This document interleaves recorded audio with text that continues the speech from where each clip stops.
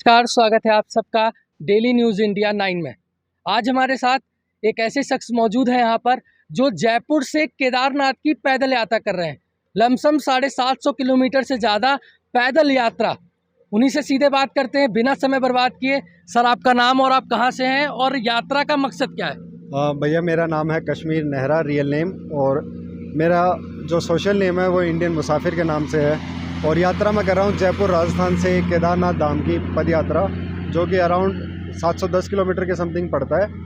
But highway cover करेंगे तो 750 plus kilometres पड़ जाता है। कुछ शॉर्टकट्स मैंने लिए हैं क्योंकि पैदल यात्रा में मिल जाते हैं, और मकसद मेरा इतना ही है कि काफ़ी टाइम से मेरा दर्शन करने की इच्छा थी, तो मैंने सोचा था कि मैं ऐसे तरीके से करूं कि ज़िंदगी भर मुझे याद रहे और वो चीज़ मेरे लिए यादगार बन जाए, और मैं उससे लोगों को इंस्पायर भी कर सकूं। और मुझे अपनी विल पावर है वो चेक करनी थी कि मैं कोई चीज़ अगर मैं ठान लूँ तो वो मैं कर सकता हूँ या नहीं।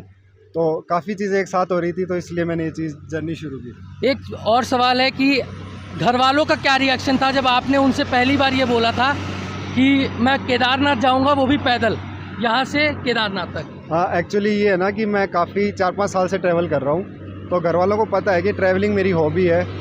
तो उन्होंने स्टार्टिंग से माइंडसेट बना रखा है कि ये कुछ भी कभी भी कर सकता है। मैं वो बंदा हूँ जो रात को 2 बजे भी मेरा मूड बन जाता है तो मैं घूमने ही निकल जाता हूँ, और इतनी दूर निकल जाता हूँ कि 15-15 दिन तक नहीं आता। तो ये चीज़ थोड़ी सी अडॉप्ट हो रखे हैं घर वाले इसके अकॉर्डिंग, तो काफ़ी सपोर्ट करती है फैमिली कि बेटा आपको जैसे करना है, जो करना है लाइफ में आप कर सकते हो, बस किसी का बुरा मत करो और कोई गलत संदेश है किसी तक मत पहुँचाओ। अच्छा, अगर हमारे व्यूअर्स देख रहे होंगे तो उनको आप क्या सजेशन देंगे, पैदल आएँ या बाइक से?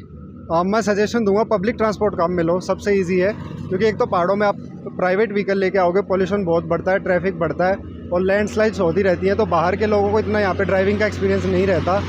तो सबसे बेस्ट जो मेथड है वो पब्लिक ट्रांसपोर्ट रहेगा, बसेस वगैरह। तो वो सबसे सेफ भी होता है और सबसे चीप मोड भी होता है ट्रैवल का। और एक और सवाल, रुकने का क्या व्यवस्था है? रुकने का आपका क्या प्लान रहता है रोज़ का, और खाने का? क्योंकि ये सवाल सबके मन में आता है कि खाने का, और पैदल आप चल रहे हो तो आपको एनर्जी, तो आपकी डाइट होनी ज़रूरी है, तो उसका क्या रहता है?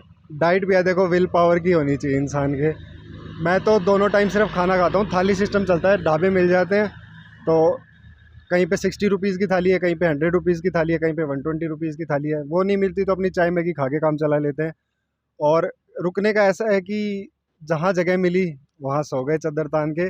कहीं कोई ढाबा मिल जाता है, कोई मंदिर मिल जाता है, कोई धर्मशाला मिल जाती है, कोई भाई ऐसे मिल जाते हैं जो जर्नी में सपोर्ट करना चाहते हैं, तो कहते हैं कि भैया अंधेरा होने वाला, आप आज हमारे घर पे रुक जाओ। तो ऐसे करके मैनेज हो जाता है। और ऐसी कोई बात नहीं है, कंफर्ट आप छोड़ते हो तो ऊपर वाला सब देखता है, तो आपकी आगे व्यवस्था वो अपने आप हो जाती है। और केदारनाथ आप कब तक पहुंच जाएंगे? केदारनाथ आज 19 डे है, मेरे को 25 डेज़ का टारगेट लेके चला था मैं, तो लगभग 2 तारीख को मैं पहुंच जाऊंगा। 7 अगस्त का चला था मैं, और 2 सितंबर तक मैं पहुंच जाऊंगा। उसके बाद आपका क्या प्लान है, कहाँ पे जाएंगे और किस तरीके से, पैदल या पब्लिक ट्रांसपोर्ट? अभी आगे के फ्यूचर प्लान्स काफ़ी हैं।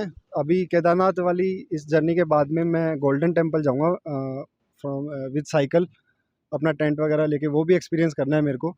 तो वो भी एक नई चीज़ है, वो मैं ट्राई करना चाहता हूँ। उसके बाद काफ़ी इंडिया में अलग अलग जगह हैं जो मेरे को कवर करनी है, तो मैं हर एक मेथड ट्राई करूँगा अपनी लाइफ में। पब्लिक ट्रांसपोर्ट भी करूँगा, बसेस, ट्रेन्स, हिच हाइकिंग भी ट्राई करूँगा, साइकिल यात्रा भी करूँगा, पैदल जर्नी भी मैंने करी है, बाई फ्लाइट भी करेंगे। हर तरीके की जर्नी है वो मैं एक्सपीरियंस करना चाहता हूँ अपनी लाइफ में, और होपफुली आप सभी तक भी वो जर्नी पहुँचेगी, तो आपको भी जो आपका चॉइस का ट्रैवल ऑफ मेथड है वो आप चूज़ कर पाओगे, और आपको हेल्प होगी उस चीज़ से, और आप थोड़ा सा इंस्पायर हो पाओगे इन जर्नीज़ के लिए। तो बस मेरा यही मोटो है। अगर व्यूअर्स को आप बताएं तो किस समय आना केदारनाथ के लिए सबसे बेस्ट है आपके हिसाब से?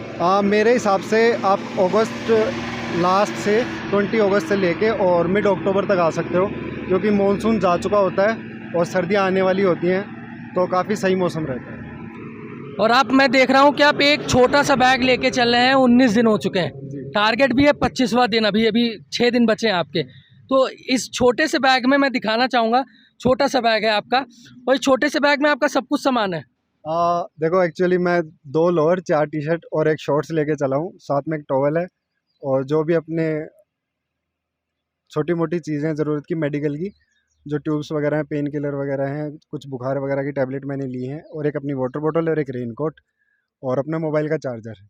बस ये चीज़ें मैं लेके चला हूँ, इसके अलावा मैं कुछ नहीं लेके चला, और अभी तक ज़रूरत पड़ी भी नहीं है, क्योंकि टारगेट मेरा फिक्स है, तो कंफर्ट मैंने बिल्कुल छोड़ रखा है, तो इसके अलावा क्या ही ज़रूरत है। तो आपने देखा कि किस तरीके से एक लगन होनी चाहिए, एक विश्वास होना चाहिए कि हाँ, मैं कर सकता हूँ।